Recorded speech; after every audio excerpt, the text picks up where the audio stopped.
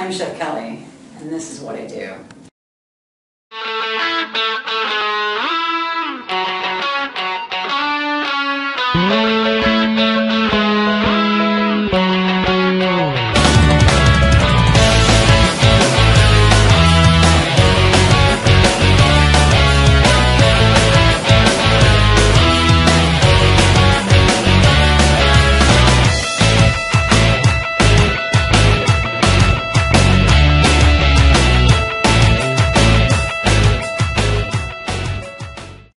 It's a perfect snack for the season, pumpkin seeds. This morning, Chef Kelli Luton is going to join us here on the morning show. It's a long time no see. How are you? Hey, weekend every time, guys. See you everywhere.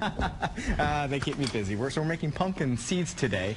Celebrated autumn pumpkin seeds. Okay. But I think what we're going to discover today is they're not just for the autumn and fall and Halloween. I think you can enjoy them all year long. Well, how can you get them all year round if we only see pumpkins in the fall? Well, this is when you can harvest them fresh and make your own, although like the different squashes are certainly available, 6-7 months. I mean, you can find pumpkins in December if you want because they store them. Okay. Also, if you don't want to buy them and get all gooey, like we're going to do today. Right. No, I'm not getting gooey. You might. You're not getting gooey? If you don't want to make them fresh, you can always buy, like, the store, they're called pepitos. They're in the bulk section, and they toast them up all year long, make great snacks. Now, those look a little bit different than what you find inside of a pumpkin. Yeah, they're shelled, and they kind of take on a little different color during that process. But always look for the raw, because the raw ones have not been cooked in any way. And you can do whatever you want to them. You can do whatever you want with them. Sure. Okay. So let's beat up this guy Let's get at this bad boy. All right, so the first thing I'm going to suggest is don't use those cheesy... little plastic saw knives. You got it. You did, didn't you? That is my horrible memories of childhood cutting a pumpkin. So I would just say, grab a nice sharp kitchen knife. And of course, cut it away, right? Cut it away from you? Cut away. Or even if you have a big knife, just get a cutting board. I'm going to stand back with that big cleaver in your hand. And just cut down. You always want to cut down. You never want to cut, of course, towards yourself. So I would say that's the way to go. Big knife. Just get at it. So then we're going to go ahead and cut inside.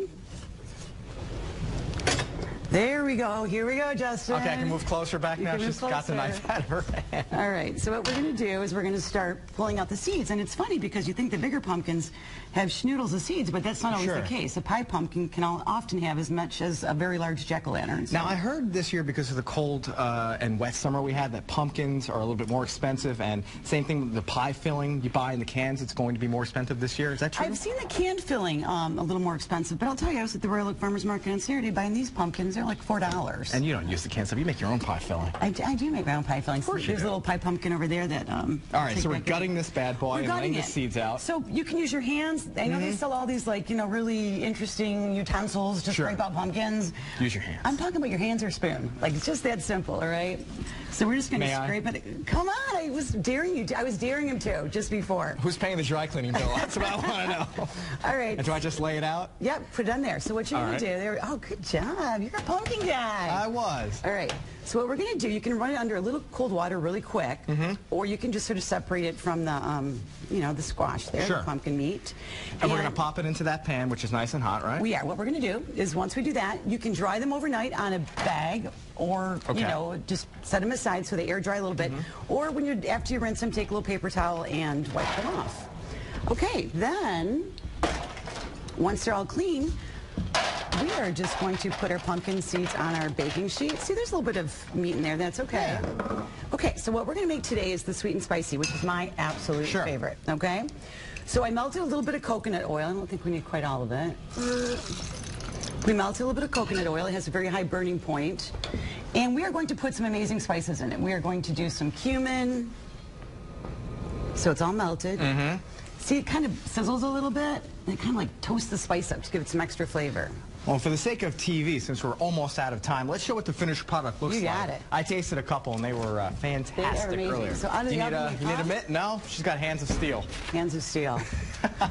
So there you go. We have toasted up. It has ginger, cumin, salt, pepper. And you want to be careful not over toast it. At 300 degrees, 20 minutes. And if you have a dehydrator, even better yet, because when you use a dehydrator, there's no loss of enzymes or nutrition. They're very nutritional pumpkin seeds. Wow. Find the recipe on myfoxdetroit.com. Yep. We'll give you all the instructions there. We'll be right back.